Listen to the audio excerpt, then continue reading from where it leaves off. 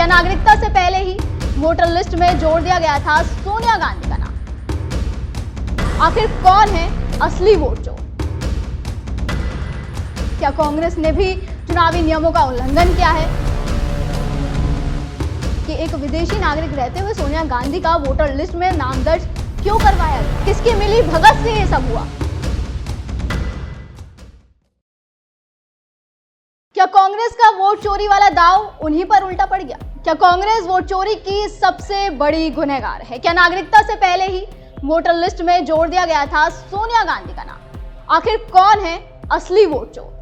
ये तमाम सवाल तब से उठ रहे हैं जब से बीजेपी नेता अनुराग ठाकुर ने कांग्रेस पर यह आरोप लगाया कि सोनिया गांधी का नाम वोटर लिस्ट में उन्हें नागरिकता मिलने से पहले ही जोड़ दिया गया था। मतलब वो पहले ही वोटर बन गई थी, जो एक बड़ी वोट चोरी की तरफ इशारा देता है। उन्होंने कहा कि गांधी परिवार कोई चुनाव हार जाता है तो वो चुनाव आयोग, मतदाताओं या चुनाव आयोग की प्रणाली पर सवाल उठाते हैं। क्या कुछ अनुराग ठाकुर ने कहा, पहले वो भी मैं आपको दिखा देती हूँ। आज अनुराग ठाकुर ने प्रेस कॉन्फ्रेंस करी जिस दौरान उन्होंने कांग्रेस पर यह पलटवार किया। उन्होंने कहा कि गांधी परिवार व कांग्रेस पार्टी की शुरू से परंपरा रही है कि अगर वो चुनाव हार जाते हैं तो चुनाव आयोग, मतदाताओं या चुनाव आयोग की कार्यप्रणाली पर सवाल उठाते हैं। साथ ही उन्होंने ये भी कहा कि इंदिरा गांधी जी ने कहा था मतदाता मूर्खों का समूह है।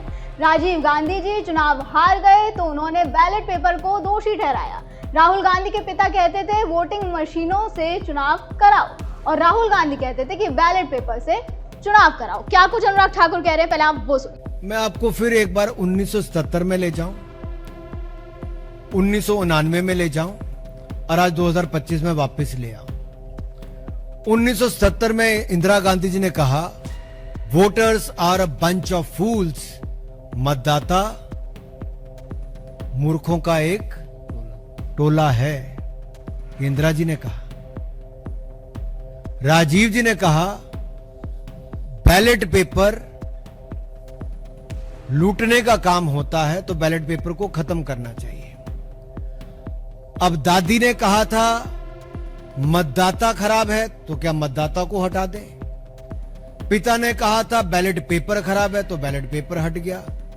अब राहुल गांधी जी कहते हैं ईवीएम खराब है तो ईवीएम को भी हटा दें। वो कहते हैं इलेक्शन कमीशन खराब है तो क्या उसको भी हटा दें।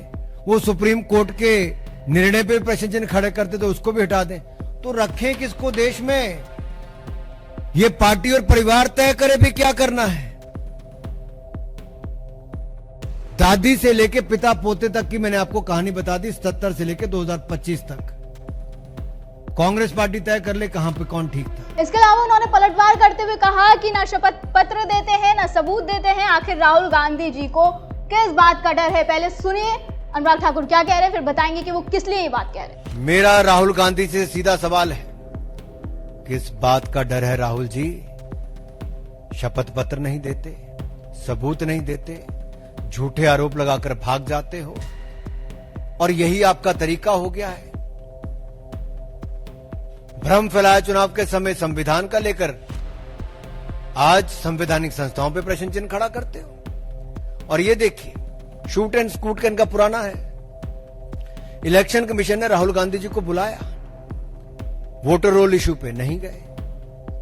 उनको कहा एविडेंस दे दो, बार बार कहा, नहीं दिया राहुल गांधी जी ने और कांग्रेस पार्टी ने। और यहां तक कि रिप्रेजेंटेशन ऑफ पीपल्स एक्ट,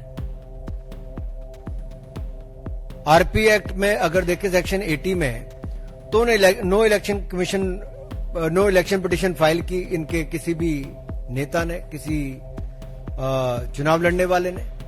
और अगर आप दाहिनी ओर देखेंगे तो इंडियन नेशनल कांग्रेस और आरजेडी को, ये पूरा चार्ट देखिए आप ध्यान से। इलेक्शन कमीशन आज 13वां दिन हो गया लगातार बिहार में, वहां तो इनकी कोई इस तरह की बातचीत नहीं है। खुले मन से इलेक्शन कमीशन बात सुन रहा है, बिहार के लोगों को कोई दिक्कत नहीं है। लेकिन जब इनके पास बिहार में मुद्दा कोई नहीं बचा, चुनाव में जाने से पहले हार स्वीकार कर ली, तो अब झूठे आरोप लगाते हैं। अनुराग कई बार उसको लेकर है जब चुनाव आयोग ने राहुल गांधी से अपने दावों के समर्थन में शपथ पत्र पर हस्ताक्षर करने या फिर फर्जी आरोप लगाने के लिए देश से माफी मांगने को कहा था, लेकिन राहुल गांधी ने इससे साफ इनकार कर दिया था। उन्होंने कहा था कि मैं चुनाव आयोग को कोई भी दस्तावेज नहीं दूंगा, किसी हलफनामे पर हस्ताक्षर नहीं करूंगा, उनके पास अपना डेटा है। एक बार सुनिए कि राहुल गांधी ने उस वक्त क्या कुछ कहा था। तो आप इलेक्शन कमीशन को छुपना काफी मुश्किल हो जाएगा। वो आपको कहता है कि आप नोटिस का जवाब आप नहीं देंगे क्या? एफिडेविट अरे भाई उन्हीं का डेटा है, वो अपने वेबसाइट से वही डेटा निकाल दे। मेरा डेटा थोड़ी है कि मैं साइन करूं, उनका डेटा है। आप उठाइए अपना डेटा, हमने आपको ही दिया है, आप उसको अपने वेबसाइट में लगा दीजिए, पता लग जाएगा आपको।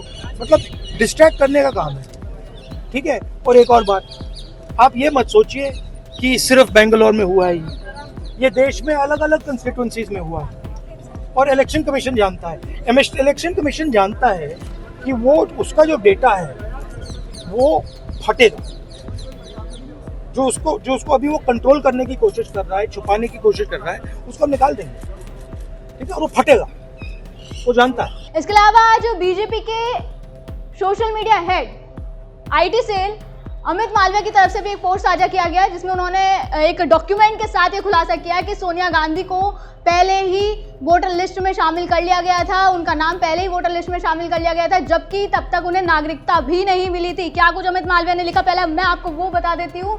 वो लिखते हैं कि that her name first appeared on the rolls in 1980, 3 years before she became an Indian citizen and while she still held Italian citizenship, यानी कि वो इटली की ही सिटीजनशिप उनकी थी उस वक्त, लेकिन उनको वोटर लिस्ट में शामिल कर लिया गया था, जबकि 3 साल का इसमें अंतर है। At the time the Gandhi family lived at the Safdarjung road, the official residence of prime minister Indira Gandhi. Until then, the voters registered at that address were Indira Gandhi, Rajiv Gandhi, Sanjay Gandhi and Menaka Gandhi. उसके आगे वो लिखते हैं 1980 the electoral rolls of the New Delhi parliamentary constituency were revised with January 1, 1980 as the qualifying date. अब इसके साथ वो एक डॉक्यूमेंट शेयर करते हैं। ये इलेक्टोरल रोल का एक फोटोकॉपी है, जिसमें वो दिखा रहे हैं कि किस तरीके से इसमें सोनिया गांधी का नाम मेंशन है। दर्शकों आप भी देख सकते हैं, यहाँ पे सोनिया गांधी का नाम साफ साफ मेंशन है और सन 1980 का ये फोटोकॉपी है। ये जो डॉक्यूमेंट है वो सन 1980 का है, और जबकि सोनिया गांधी को जो भारत की नागरिकता मिली थी वो 1983 में मिली थी। इसका मतलब साफ है कि 3 साल का फर्क है और 3 साल तक सोनिया गांधी अवैध तरीके से वोटों का फायदा उठा रहे हैं। अब बीजेपी के आरोपों के बाद कांग्रेस चौतरफा गिर गई है। नेता प्रतिपक्ष राहुल गांधी ने हाल ही में बीजेपी के ऊपर एक एटम बम फोड़ा, जो उनके मुताबिक था। हालांकि वो सच में एटम बम था या नहीं वो आप लोग डिसाइड करेंगे। जिसके बाद अब बीजेपी ने ये एक बड़ा खुलासा किया, क्योंकि सोनिया गांधी को भारत की नागरिकता 1983 में मिली थी, जैसे कि मैंने अभी बताया, जबकि बीजेपी के दावे के अनुसार और उनके द्वारा पेश गए इस डॉक्यूमेंट के अनुसार उन्हें 1980 में ही वोटर लिस्ट में शामिल कर लिया गया था। मतलब पूरे 3 साल का फर्क। अब सवाल यही कि ये कैसे संभव हो सकता है? क्या कांग्रेस ने भी चुनावी नियमों का उल्लंघन किया है? अब देखिए, ऐसा देखा जाए तो सवाल ये भी है कि अब यहाँ भी ये सवाल उठेंगे जो कांग्रेस बीजेपी पर वोट चोरी का आरोप लगा रही है। जब उसी का इतिहास ऐसा हो तो सवाल ये भी कि एक विदेशी नागरिक रहते हुए सोनिया गांधी का वोटर लिस्ट में नाम दर्ज क्यों करवाया गया, कैसे करवाया गया, किसने करवाया, किसकी मिली भगत से ये सब हुआ? सवाल कहीं है। बीजेपी ने इस सनसनीखेज दावे से कांग्रेस पार्टी पर उन्हीं की तीरों से वार कर दिया है। इसके अलावा भी अनुराग ठाकुर ने कांग्रेस को उसी की भाषा में वोट चोरी के आरोपों पर जवाब देते हुए कहा कि वायनाड, रायबरेली, डायमंड हार्बर और कन्नौज लोकसभा सीट विपक्ष की वोट चोरी का एक बड़ा उदाहरण है। उन्होंने आरोप लगाया कि डुप्लीकेट वोटर, फर्जी रिश्तेदार और उम्र में हेराफेर कर बड़े पैमाने पर वोटिंग हुई है। जानकारी के लिए बता दें कि डायमंड हार्बर सीट से टीएमसी नेता अभिषेक बनर्जी, कन्नौज लोकसभा सीट से सपा मुखिया अखिलेश यादव और रायबरेली सीट से कांग्रेस नेता राहुल गांधी सांसद है। बीजेपी का कहना है कि अगर बीजेपी ने वोटों की चोरी की है तो जहां जहां से विपक्ष के सांसद जीते हैं तो वहां पर भी वोटों की धांधली हुई है। कांग्रेस बीजेपी को वोट चोर कह रही है, बीजेपी कांग्रेस को वोट चोर कह रही है। दोनों एक दूसरे पर वोट का धांधली का आरोप लगा रहे हैं, लेकिन असली चोर कौन है ये तो खुदा ही जानता है। गौरतलब है कि पूरा तमाशा बिहार में एसआईआर प्रक्रिया और वोटर लिस्ट की सफाई को लेकर हुआ। बीजेपी का कहना है कि वो सिर्फ फर्जी वोटरों को हटाना चाहती है, जबकि कांग्रेस इसे वोटर दमन का हथकंडा बता रहा है। दोनों पार्टियों की इस तूतू मैमे ने लोकतंत्र पर अलग ही सवाल खड़े कर दिए। बहरहाल देखना होगा कि कांग्रेस बीजेपी के इस बाहर से कैसे निकल पाती है? क्या कांग्रेस पर इसका जवाब होगा? दर्शकों, आपको क्या लगता है? हमें कमेंट करके जरूर बताएं। फिलहाल आज की वीडियो में बस इतना ही। अगली बार फिर होगी मुलाकात। आप देखते रहें DNP इंडिया, हर खबर भरोसे के साथ।